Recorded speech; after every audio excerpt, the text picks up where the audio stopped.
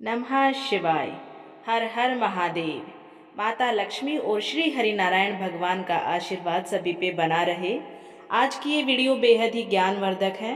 खासकर महिलाएं इस वीडियो को पूरा जरूर देखें। अगर आपके घर पर भी आपकी माताएं बहनें सुबह उठकर जल्दी खाना नहीं बनाती है तो ये वीडियो उन सभी लोगों को देखना अति आवश्यक है, क्योंकि इस वीडियो के माध्यम से आपको पता चलेगा कि वह कौन सा घर है जिस घर में माता लक्ष्मी ठहरती है और वह घर कभी भी गरीबी की चपेट में नहीं आता है। जैसे कि माताओं बहनों स्त्रियों को घर की लक्ष्मी माना जाता है। शास्त्रों के अनुसार स्त्री को धन का दूसरा रूप भी माना गया है, क्योंकि जिस घर की महिला सदैव प्रसन्न रहती है उस घर में माँ लक्ष्मी का वास सदा रहता है। प्रिय श्रोताओं, चलो मैं आप सभी को एक छोटी सी कहानी के माध्यम से इसके पीछे का गूढ़ रहस्य बताती हूँ, जो कि स्वयं माता लक्ष्मी ने इस कहानी के माध्यम से बताया है, जिसे जानना आपके लिए बहुत ही ज़्यादा महत्वपूर्ण है कि जिसके घर की महिला सुबह जल्दी उठकर खाना बनाती है और ये 5 महत्वपूर्ण काम है जो रोज करती है, तो उस घर में क्यों स्वयं माता लक्ष्मी जी वास करती है। प्रिय श्रोताओं, कहानी शुरू करने से पहले मेरा आप सभी से निवेदन है कि इस कहानी को पूरा सुने, बीच में आधा अधूरा छोड़कर माँ लक्ष्मी का अपमान ना करें। इस कहानी को सुनने मात्र से ही माँ लक्ष्मी प्रसन्न होकर आपके घर में सुख समृद्धि का वरदान देती है और दरिद्रता आपका घर छोड़कर कोसों दूर चली जाती है। ये कहानी बहुत ही ज्ञान से भरी हुई है। हे माँ लक्ष्मी, आपकी इस कहानी को पूरा सुनने वालों पर अपना आशीर्वाद सदा सर्वदा ही बनाए रखना। जय माँ लक्ष्मी। प्रिय श्रोताओं, एक समय की बात है, देवर्षि नारद जी आकाश मार्ग से होते हुए जा रहे थे। तभी उन्होंने देखा कि एक मनुष्य जो कि बहुत ही गरीब है, वो जमीन पर बैठकर रो रहा था और अपनी फसल को देख रहा था। उस मनुष्य को देखकर देवर्षि नारद जी भी बहुत प्रभावित हुए और अपने मन में सोचने लगे कि ये व्यक्ति तो बड़ा ही दुखी लग रहा है, मुझे इसके लिए कुछ जरूर करना होगा। वह मनुष्य अभी रो ही रहा था कि देवर्षि नारद जी उसके सामने जाकर प्रकट हुए और उस मनुष्य से बोले कि हे पुत्र, तुम क्यों रो रहे हो? तुम्हारी इस करुणा के पीछे क्या कारण है? अब उस मनुष्य ने अपनी आंखें खोली तो पाया कि सामने स्वयं नारायण भगवान के सबसे बड़े भक्त देवर्षि नारद जी खड़े हैं। उस मनुष्य ने देवर्षि नारद जी को नमन किया और उसने अपनी व्यथा बताई। उस मनुष्य की व्यथा को सुनकर देवर्षि नारद जी सोच में पड़ गए कि मुझे इस मनुष्य की समस्या का समाधान तो करना ही है, तो क्यों ना मैं इसकी समस्या के समाधान के लिए स्वयं माता लक्ष्मी से जाकर मिल लूं और उनसे ही पूछ लूंगा कि माँ ने इस मनुष्य का घर क्यों छोड़ा है, जिस वजह से ये गरीब हो गया है। अब देवर्षि नारद जी उस मनुष्य को आश्वासन दिलाते हुए कहते हैं कि मैं कुछ समय बाद तुम्हारे पास तुम्हारी समस्या का समाधान लेकर अवश्य ही उपस्थित हो जाऊंगा। इतना कहकर देवर्षि नारद जी वहां से अंतर्धान हो गए और माता लक्ष्मी जी के पास जाकर प्रकट हुए। देवर्षि नारद जी को आया हुआ देखकर माता लक्ष्मी ने उन्हें प्रणाम किया और उनके आने का कारण पूछते हुए बोली, हे देवर्षि नारद, आप यहाँ किस प्रयोजन से पधारे हैं? तुम्हारे मुख पर चिंता की गहन रेखाएं स्पष्ट दिखाई दे रही है। तब देवर्षि नारद जी ने माता को प्रणाम करते हुए कहा कि हे माता, आज जब मैं आकाश मार्ग में विचरण कर रहा था तब मैंने देखा कि एक मनुष्य अपने खेत में बैठकर विलाप कर रहा था। वो मनुष्य बहुत जोर जोर से रो रहा था। उसका ऐसा रोना मुझे देखा नहीं गया और मैं उसके पास जाके प्रकट हुआ और उससे पूछा कि हे पुत्र, तुम क्यों रो रहे हो? तब उसने मुझे बताया कि हे प्रभु, पिछले ही महीने मेरी पत्नी का निधन हो गया है और अब मेरी एक पुत्री है, वही मुझे खाना बना के खिलाती है। लेकिन मेरी पत्नी के मरने के बाद मैं दिन ब दिन गरीब होता जा रहा हूँ। पता नहीं क्यों मेरी पत्नी के मरने के बाद माता लक्ष्मी मेरे घर को छोड़कर चली गई है। पता नहीं क्यों हमसे माता लक्ष्मी रूठ गई है। देखो, आज मेरे खेत को कई सारे जंगली जानवर चर के चले गए हैं। मेरा अब कोई सहारा नहीं बचा है। देवर्षि नारद जी आगे कहते हैं, हे माते, जब उस मनुष्य ने मुझे ऐसे करुणा भरे शब्द कहे तब मुझसे रहा नहीं गया और मैं इसी प्रश्न का उत्तर जानने के लिए आपके पास आया हूँ कि आपने उस मनुष्य का घर क्यों छोड़ दिया है। ऐसा कौन सा पाप हो गया था उस मनुष्य से जिसकी वजह से आपने उसके घर को ही त्याग दिया है। देवर्षि नारद जी की बात सुनने के बाद अब माता लक्ष्मी कहती है, हे नारद, ये कलयुग की समस्त स्त्रियों के लिए बहुत ही लाभप्रद प्रश्न तुमने पूछा है। मैं तुम्हें आज एक कहानी के माध्यम से वह युक्ति बताने वाली हूँ जिसकी वजह से मैं मनुष्य के घर पर ठहरती हूँ, और अगर मनुष्य इस काम के विपरीत कार्य करता है तो मैं उसके घर को त्याग देती हूँ। अंत में मैं तुम्हें उस मनुष्य के बारे में भी बताऊंगी जिस वजह से वो गरीब होता चला जा रहा है। मैं तुम्हें जो कहानी सुनाने जा रही हूँ वो कहानी बहुत ही धार्मिक और ज्ञान से भरी हुई है। इस कहानी को पूरा सुनने वाले मनुष्य के घर में मेरा वास सदा रहता है, और इस कहानी में बताए गए नियमों को अगर कोई भी स्त्री परिणाम स्वरूप पालन करती है तो मैं उसके घर से कभी वापस नहीं जाती हूँ। माता लक्ष्मी जी कहती है, रोज सुबह खाना बनाने वाली औरतें ये कहानी जरूर सुने, नहीं तो आएगी भयंकर गरीबी। अब देवर्षि नारद जी कहते हैं, हे माते, कृपया आप मुझे इस कहानी का अनुसरण करिए, क्योंकि मैंने उस मनुष्य को वचन दिया है कि मैं तुम्हारी समस्याओं का समाधान लेकर तुम्हें बताने के लिए अवश्य आऊँगा। इसलिए हे माते, मेरे वचन को झूठा मत होने देना। तब माता लक्ष्मी कहती है कि हे देवर्षि नारद, मैं आपके वचन को झूठा नहीं होने दूंगी और उस मनुष्य के विषय में भी आपको अंत में जरूर बताऊंगी कि वो दिन ब दिन गरीब क्यों होता जा रहा है। और कहानी का आरंभ करते हुए माता लक्ष्मी कहती है कि एक समय की बात है, किसी नगर में एक रमाशंकर नाम का आलसी इंसान रहता था। वो इतना आलसी था कि खटिया पर जिस तरफ करवट लेकर लेटता था उसी करवट लेटा रह जाता था। करवट बदलने में भी उसे परेशानी नजर आती थी।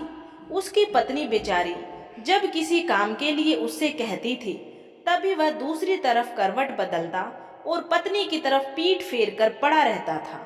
उसकी इन आदतों को देखते हुए पत्नी को विश्वास हो गया था कि वह कभी कुछ नहीं कर पाएगा।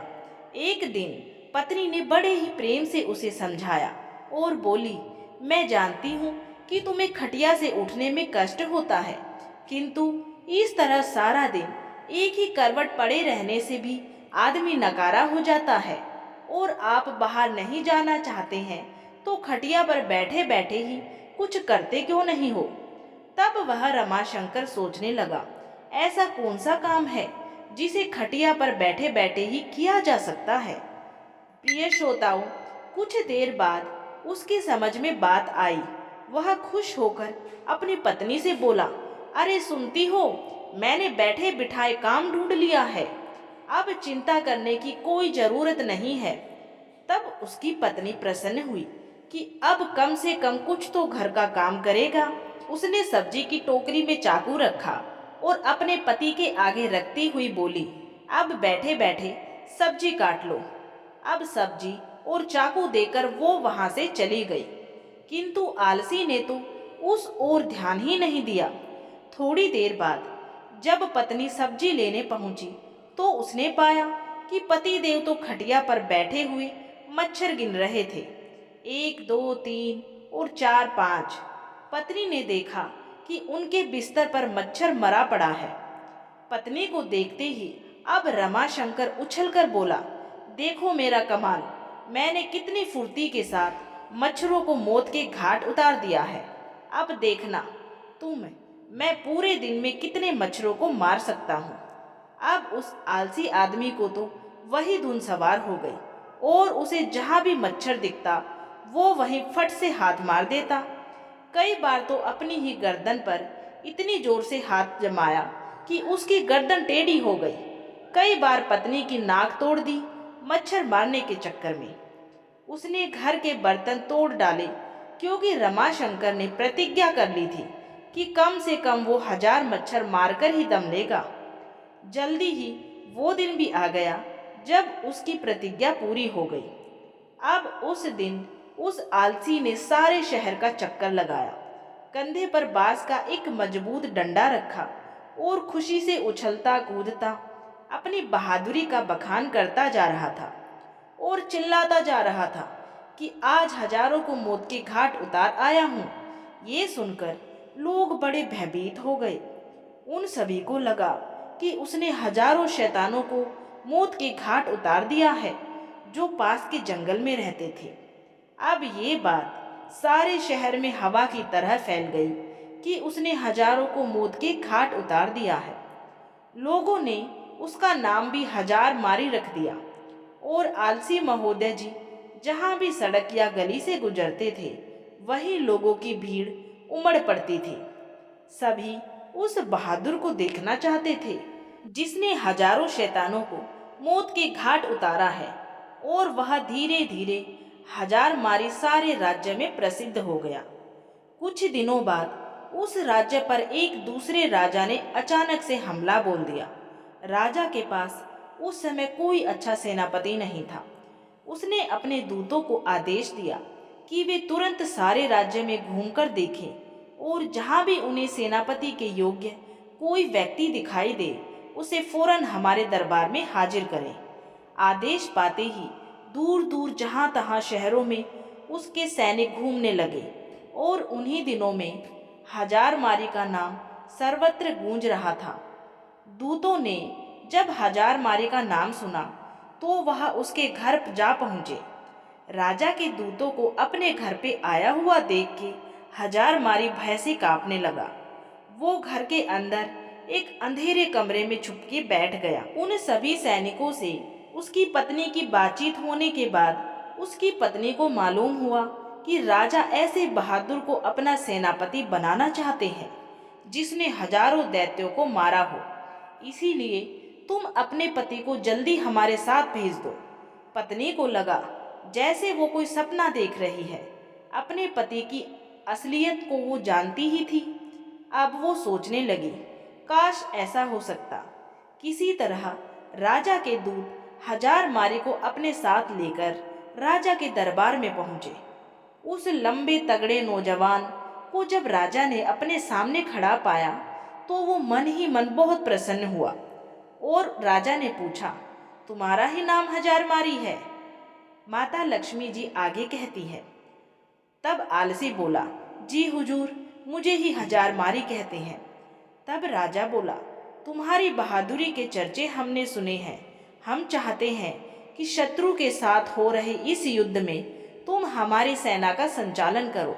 कांपते हुए 1000 मारी ने राजा की आज्ञा को स्वीकार कर लिया और इस बात की सूचना अपनी पत्नी को देने के लिए घोड़े पर सवार होकर अपनी पत्नी के पास जा पहुंचा।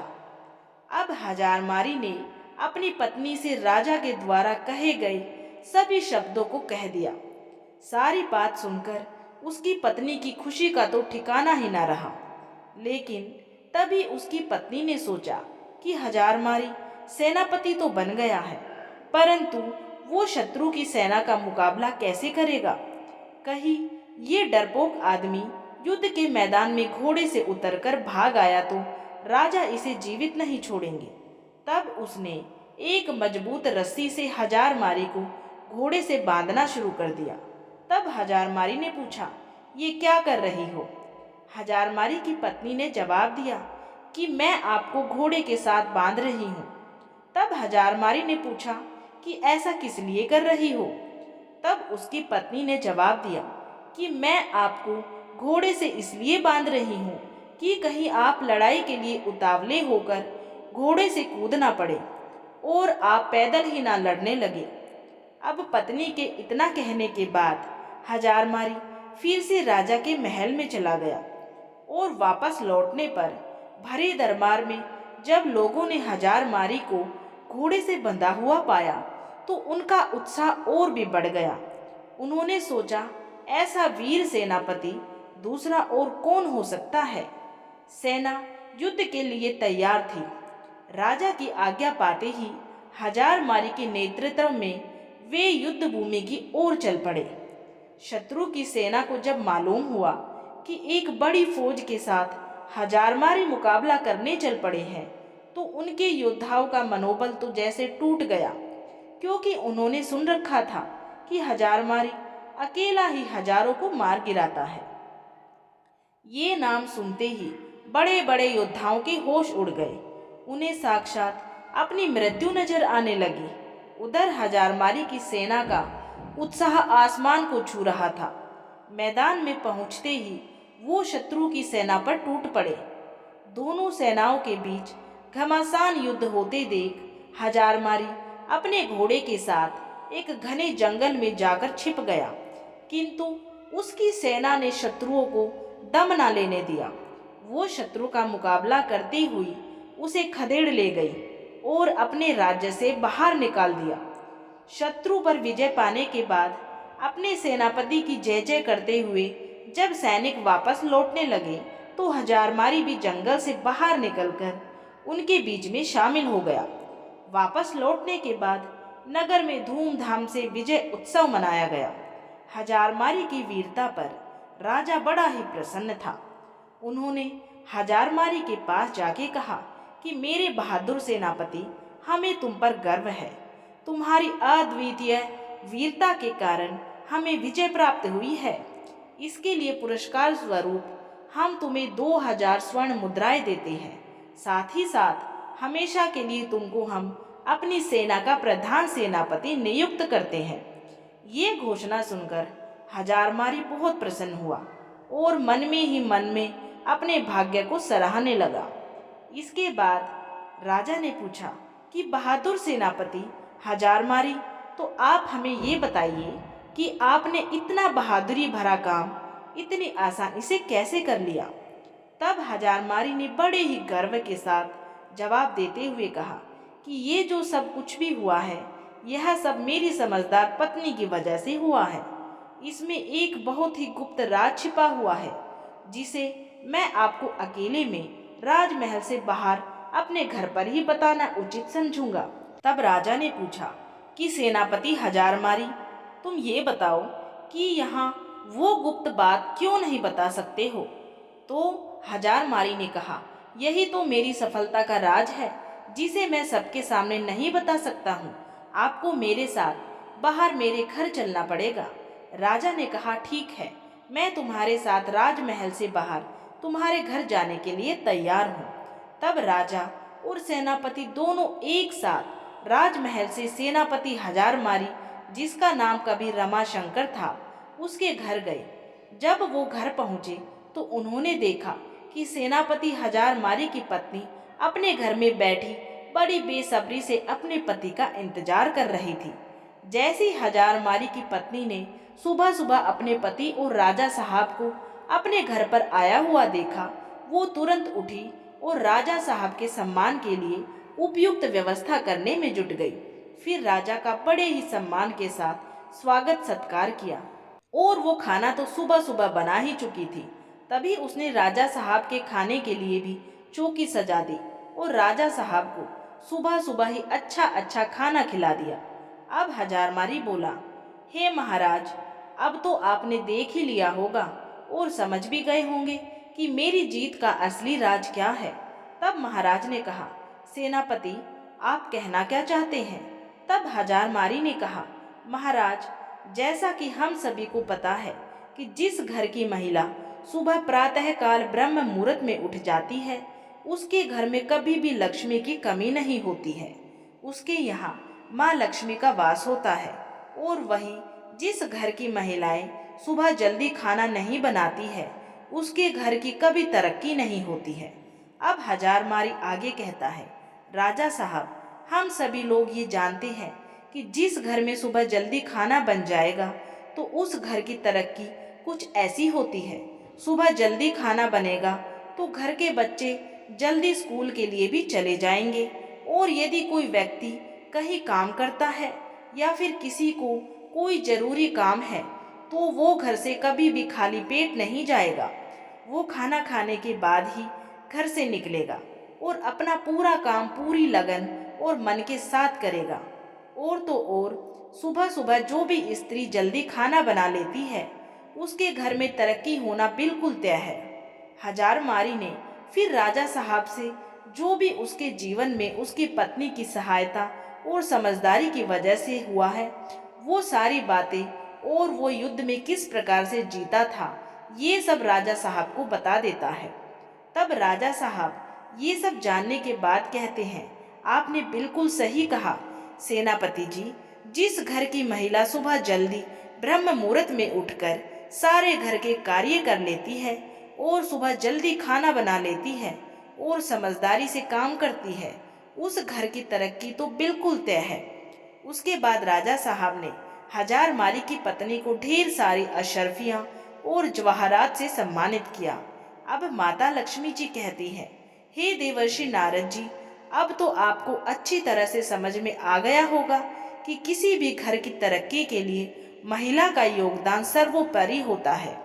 और कहते हैं ना कि किसी भी कामयाब व्यक्ति के पीछे किसी महिला का हाथ जरूर होता है और घर की महिला यदि चाहे तो घर को स्वर्ग बना सकती है और चाहे तो नरक बना सकती है। हे देवर्षि नारद, अब मैं तुम्हें बताती हूँ कि उस मनुष्य के घर पर गरीबी क्यों आई हुई है और मैंने उसके घर से प्रस्थान क्यों किया है। क्योंकि उस मनुष्य की पत्नी के मरने के बाद उसकी पुत्री समय पर कोई कार्य नहीं करती है। वो सुबह 8 बजे उठती है और 10 बजे तक खाना बनाया करती थी और ना कोई पूजा पाठ करती है और ना ही धर्म के अनुसार चलती थी। वो अपने मासिक धर्म के दौरान भी खाना बनाती है।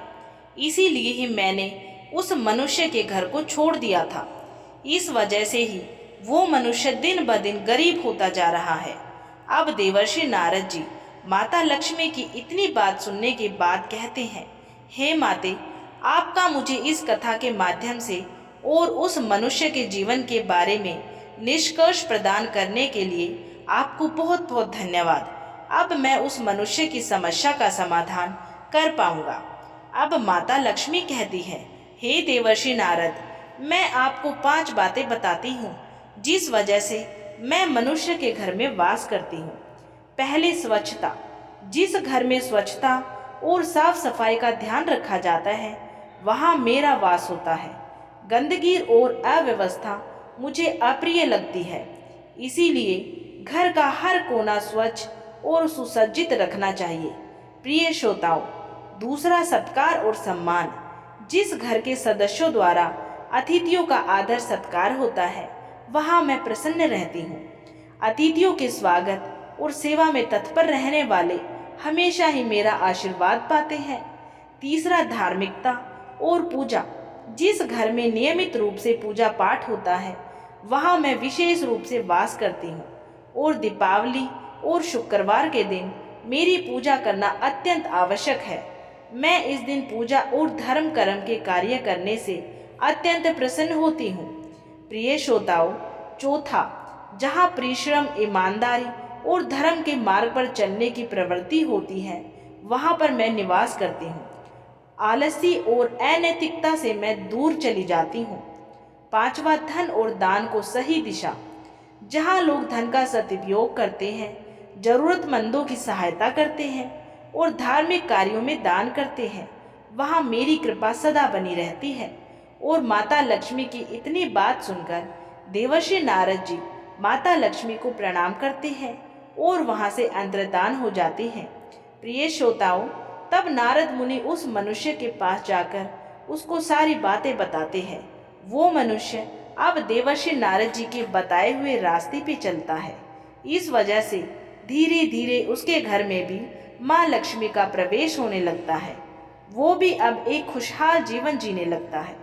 प्रिय श्रोताओं, अगर हमारी कहानी समझ में आ गई हो और अच्छी लगी हो तो वीडियो को लाइक करके कमेंट में जय माँ लक्ष्मी अवश्य ही लिखें।